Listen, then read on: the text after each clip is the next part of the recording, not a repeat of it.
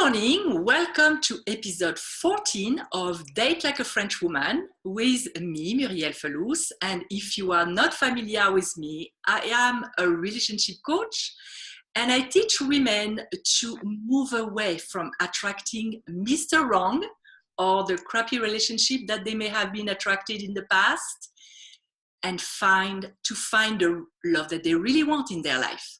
And today I'm super excited because I have a guest who, like me, believes in self-love. I can't even tell you how I feel about that. That's terrific. Her name is Koya Webb. She's an international holistic health coach with certifications in personal training, yoga, holistic health, and integrative nutrition, who has helped thousands of people across the globe better their lives by helping them reach their health and fitness goals. She's the creator of the wildly popular Get Loved Up movement, love that name too, that inspires positive change worldwide through daily holistic living practices. So welcome. Good morning, Koya. How are you today? I'm wonderful. Thank you so much for having me. Like I was saying, I'm really, really excited to have you on the podcast because I really resonate with what I've seen on your website, with your pictures on Instagram. Ladies, go see her Instagram pictures. They're amazing. I mean, what she does with her body, I wish, I wish I could do something even a tenth of that. I would love if you could tell our listeners and our viewers a little bit about you and how you got to do what you're doing today. Well, I'm a Southern girl. I'm from Humboldt, Tennessee, so very small town girl. And I grew up in the country and I just was in love with nature. And I learned at a very young age that I love to help people. I didn't like seeing people in pain or hurting. But I also grew up with a lot of insecurities, just being a minority and being a woman and, a lot of things growing up in the South. I just didn't feel fairly treated. I didn't really feel loved, and I had a very, even though it seemed like I had a high self-esteem because I learned that if I played basketball and if I were good at athletic, then I would get this praise. Yeah. And I thought this praise was love, so I did that very well and I became very athletic. And that's really how I started my journey of, bettering myself. And at first it came through athletic. And then when I was running track, I got a college scholarship. And all of a sudden, I was about my sophomore year, I got an injury. I hurt my back. And all of a sudden, my main, giver of love, these athletics where I got all the praise and all the accolades and I felt so good, it was gone. And one day, I fell to the floor in pain. It was over. So after that happened, I went to yoga and the counselor sent me to yoga. She was like, just try it. And I remember trying yoga. I couldn't touch my toes. You say all these poses, but honey, when I started, I was a tight athlete. I was strong, but I was not flexible at all. And the teacher came to me and she said, you know what, just breathe. And she just took this deep breath with me. She just inhaled and I was like, oh my God, I felt chills all over my body. It felt so good.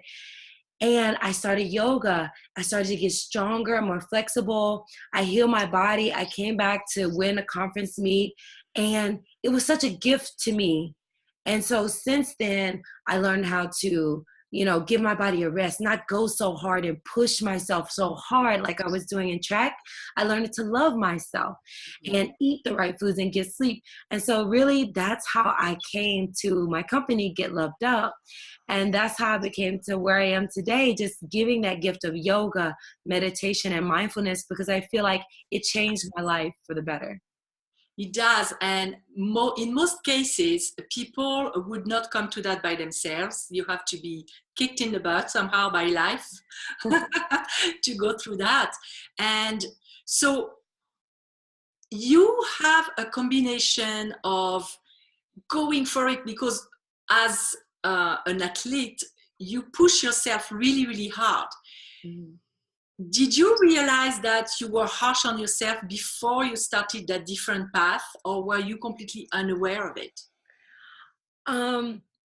No, I didn't know I was too harsh on myself. Like, I thought I was driven, and I thought track is life. And I thought that the more that I push myself, the better that I would get, and the better that I would get, the more things that I could have in life. And I didn't understand balance. Like, all I understood was just balls to the wall. Like, go as hard as you can without dying. Yes. Basically, if I could not die, that's how hard I would want to push myself. Like, right before I could not breathe anymore, then I would stop. If I was limping, I remember one day I was so sore, I couldn't sit on the toilet. It hurt. I was like, I would push myself so hard. I would take ice baths to recover my body. I didn't know any limits.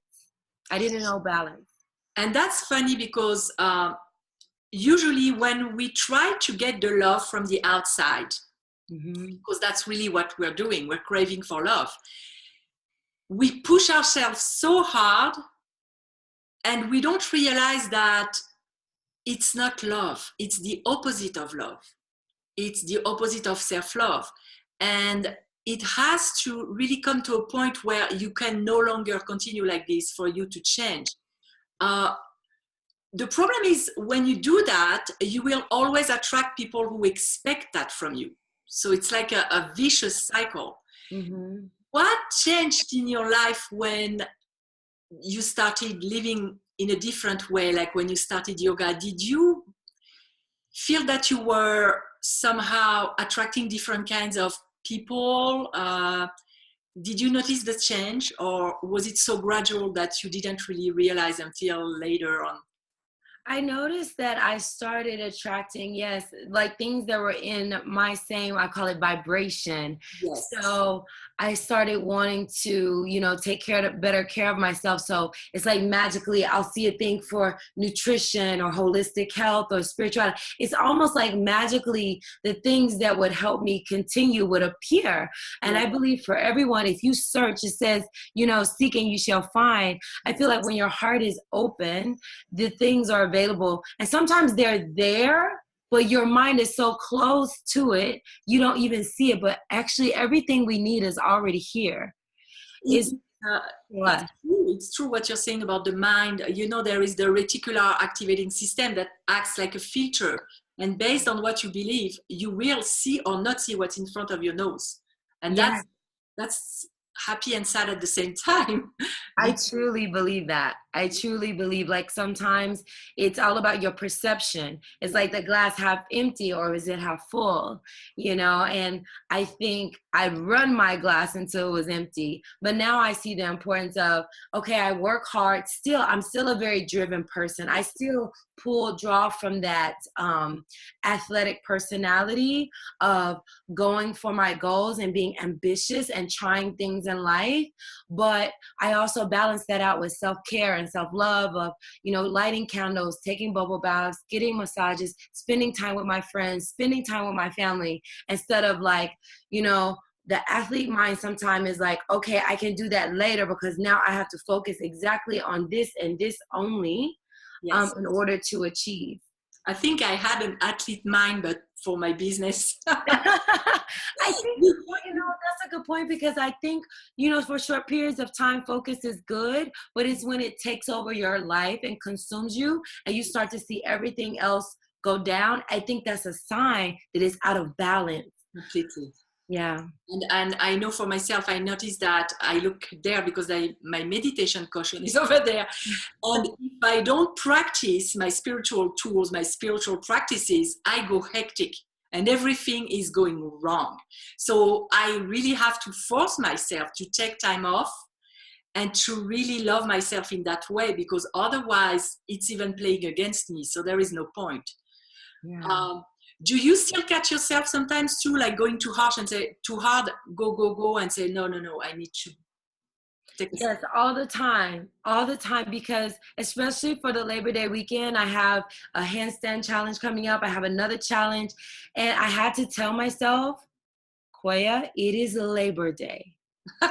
Just relax. Yeah. And I did.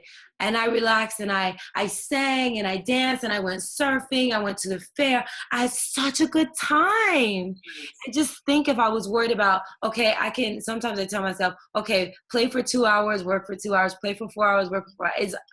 Sometimes it gets too like you need to have sometimes focus on work, and sometimes you have to have focus on play, Yes. focus on enjoying. So I think each part of yourself as a mature adult, and also your inner child, needs time to explore and play. Because otherwise you won't be creative for your business anyway. Yeah, I agree. Play.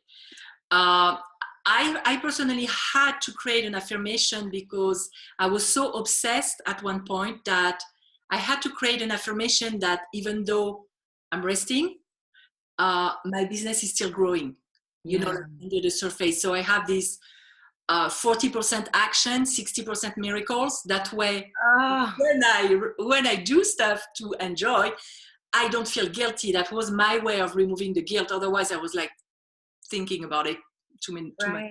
Right. That's a good one.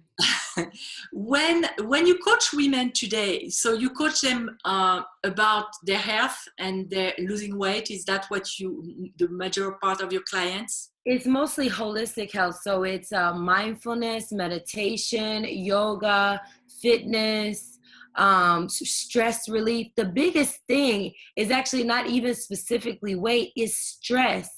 Is stress, balancing stress and nutrition. Because if you can manage your stress levels and nutrition, then your weight will balance itself.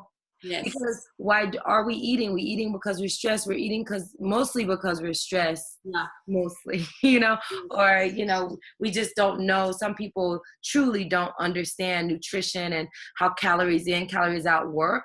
And also a lot of the contaminants in the food and how they can play against you. So I help people understand like preservatives and food and how to balance the nutrition, and also how to eliminate stress. And those things will help your weight balance, and also will help your stress levels go down. So those are the main two things that I focus on with the yoga, meditation, and fitness. So that's the kind of exercises that you give them, like mindfulness exercises and yoga.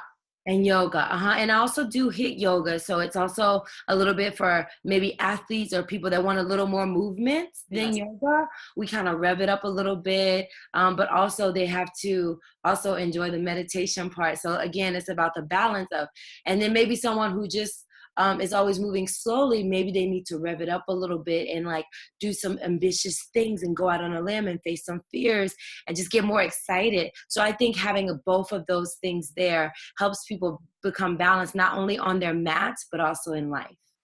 And do you find, because I know that I coach people for love, they come for love. That's what they think. But then they start working on themselves, and every area of their life is changing and improving. Mm-hmm. It's like when you were talking about energy earlier, I explained to them the energy for me is like an elevator. So once you go up, you stop at another level, and all kinds of opportunities, people, stuff that you didn't see before, you're suddenly matched with. Do you find that too, that when you coach people, it ripples in all the areas of their lives? Yes, it's most definitely a ripple effect. And I feel like I tell people you will attract things that are on your vibration. So I really believe in the law of attraction. So when you are happy, you attract more happy things. When you are sad, then unfortunately, it's like putting that energy out in the universe, and it's going to keep on giving you the energy that you are expressing the most. Yes. And even with the tragedies happening around the world, I try to have people focus on what you can do, what little thing you can do to make a difference. Yeah. That's it. Because you know, maybe that one little drop in the ocean, that one little thing you can do, and have a ripple effect, you know, and what you and inspire another one. That's what happened with social media. A lot of people ask me, I'm just doing it so I can love myself more. I can keep up with my yoga practice and I can inspire. I never knew it was going to be so big and inspiring hundreds of thousands of people, but I'm so happy that I made that commitment to myself, to love myself more, to love others more, to love the world more, because now I'm inspiring people around the world to do the same. And when you love yourself more too, the world is reflecting that to you. It's like a mirror. You say keep a big scale, but that's because it started inside you. That's it's so true. And like, I see the memes. One of my favorite is your vibe attracts your tribe. So when you have this high vibration, you're going to attract people and experiences. You know, I'm going to a Jamaica retreat on Thursday with my mom. And so these opportunities just happen because they're in the vibration of me loving Jamaica and wanting to go every year. And then I'm working for Wanderlust. This is mindful triathlon with yoga and meditation and healthy food. And you know, and then I didn't even reach out. Like, these people just felt my vibration. They reached out to me. So like you said, once you start getting on that tip of loving yourself and taking care of yourself, then other things that are in that vibration will come to you, like, easily. It won't even be difficult. Yes, it's amazing. I love seeing the magic of it in my life. So magical. Yes, it is. And so when you see people, because what I experience with myself, because of course it's a never-ending project, I will work on myself all my life. Yeah. But without perfection, that means I don't wait to be perfect to deserve all the good in life. I already deserve it. But you know, you always want to go to the highest version of you. But what I notice is that when you start taking a step and putting the intention that you're going to work on that specific issue, be ready, because everything that needs to be skimmed and let go of is going to rise up to the surface. Oh yes, in a major way. And that's how some people, they're like, why do I keep having this experience over and over? Is because normally you haven't learned the lesson that comes with this experience. Because like you said, things rise to the surface when you're ready to, I went to this sermon, they said, it's like graduating to the next grade in school. You take the test, you don't pass this test, you stay in that grade. And you stay in there until you pass the test. And then when you pass it, and it's not like the universe is giving you the test. That's just an analogy. It's just like these are things are happening in life that are in your vibration. And as soon as you understand it and accept it and let go of everything that's blocking you from love, then you can experience love. I read this book called The Course of Miracles, and it's basically about how love and fear can't coexist. So if you're experiencing fear, they say, where can you love more in this situation, whether it's with your career or and that helped me out so much. Anytime I'm experiencing fear or lack or something not going, I'm like, where am I? Do I have doubt, worry? Do I feel like I'm not good enough? I go down the list ticking, and then I breathe love into that area that needs love. Because we all experience it sometimes. Yes. And we go somehow in spiral, because sometimes you learn a lesson, and then it's going to come in another version a little bit later in your life to approach it from another angle. And then you can see how you progress, because first of all, it may be the same kind of scenarios, but like you said, choosing love when you are triggered by someone, for example, that's hard. But when you start mastering certain stuff, you are triggered, but it doesn't last as long. And then you get to a point where you're not triggered by that person anymore, because you choose, you respond instead of reacting. Yes, it's so true. It's so true. And I think the more that we do that, we can really learn the lessons and hold on to them, so we can be open to the next level of growth and evolution. So this episode of my podcast, I usually dedicate one episode a month to feeling and looking your best, to go dating, because that's a way of loving yourself and gain self-confidence. Because even if you didn't if your body doesn't look exactly the way you would love it to look, just the fact that you start working on doing yoga or doing anything, you already feel better because of the biochemicals and because you're proud of yourself. Yeah. What is the major feeling difference that you notice with your clients? What do they tell you that they gained from starting doing yoga or working with your practices? The major difference? I think the major difference, the feedback that I get is just like, I feel so much less stress and more at peace, because the mind will create these stories. And the main thing that I do with my sessions, and I try to get my clients to release the mind and focus on the breath and not create so many stories in the head that are not true about self, about others.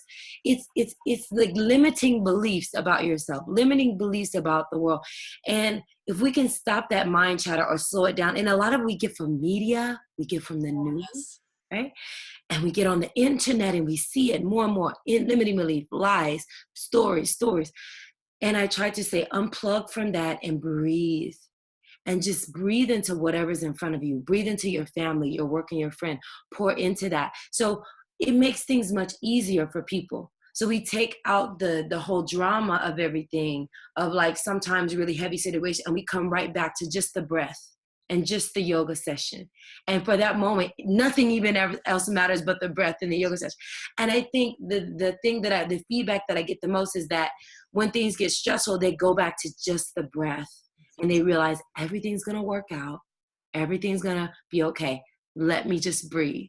Let me just breathe. And it's going to work itself out. So that's the biggest feedback that I get from people. They say, when you taught me how to just calm down and breathe when I get excited, even if it's in traffic, just to breathe. Or I tell people, listen to your favorite song, or think about, I have people create a love bank, all the things they love, music, bubble baths. And anytime they feel overwhelmed or anxiety, just you can sing, you can dance, whatever it is, or you could just sit and breathe. That's the easiest thing because you don't need to do anything. So breathing is a simple, but then beyond that, create a list of like 5 things that you love, and that can help you get you through a tough situation. So I think those are 2 tips, the breath and doing things that they love, that really people have told me has really blessed their lives and gotten them out of tough times. That's great. I have a little notebook with I call them my emotion intervention stuff. Because when I'm in a bad emotion or negative emotion, I look at one of them and I have all the things that I love. And sometimes some are attractive, some are not, depending on the day and what I'm going through. And that way I have something under my hand to be able to use in the moment. What I love asking people is their definition of self-love, because a lot of my clients, when they first come, they don't even know what self-love is. They don't even know where to start. And for myself, it's a broad definition. Every yes and no that we do in life is a self-love of lack of self-love. Yes. What is your definition of self-love? I believe self-love is taking care of yourself mentally, spiritually, and physically. So mentally, doing the meditations, working on clearing the mind, and coming from a place of love in every situation, for yourself, for others, for the world.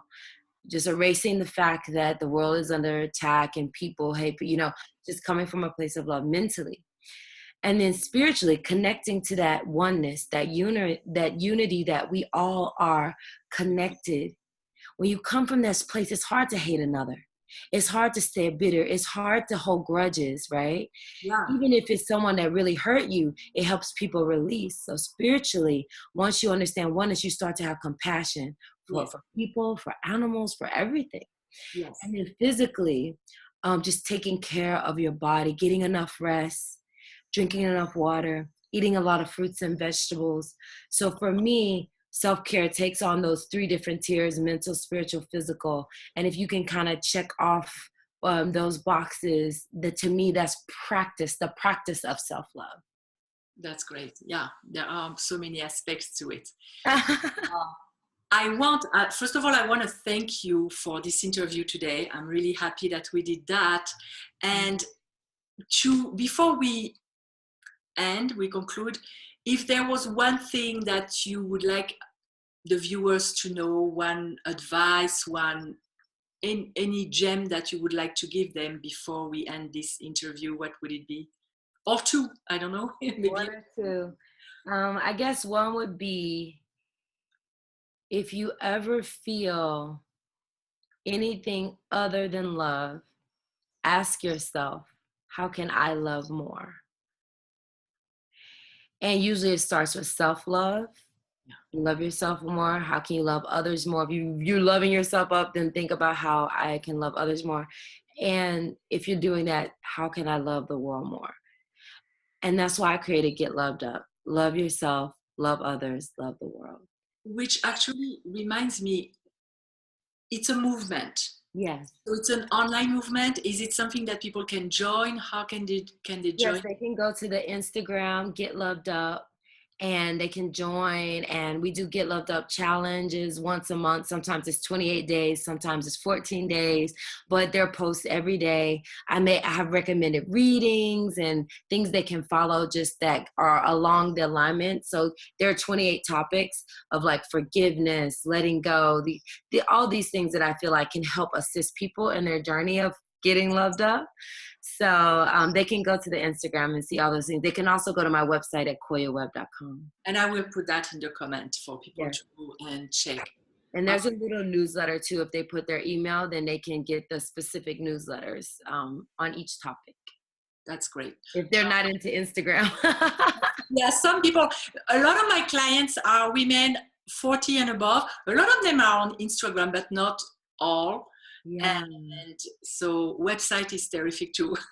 Yeah, because they prefer, I think it's something about the personal newsletter. That's why I always will send out newsletters, because it's like a specific letter for you each day that comes. You don't have to go anywhere to get it, like log on to this app, but it actually comes to you in your inbox. And so that's why we do everything both ways. We do it on the website. We also do it in the newsletter. That's great. That's terrific. Well, I want to thank you, Koya, for being here today. That was a pleasure.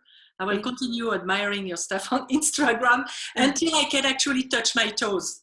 Oh yes, yay, we're touching the toes, but I may actually put a challenge for myself on my Instagram, like day 1, day 2, day 3, because I need to get to that stage. Yes, and I always tell people it's always good to have goals, but enjoy the journey along the way. Yes, yes. Thank you very much. Thank you so much for having me. You're welcome. I wish you an amazing life. You already are living it. So, and for our viewers, I'll put her contact below so you can contact her, and I'll see you next week with another episode. All right, thank you. Bye. Bye. If you like this video, please subscribe to our channel. And for questions, information, or to book a free 30-minute introductory coaching session, please visit datelikeafrenchwoman.com.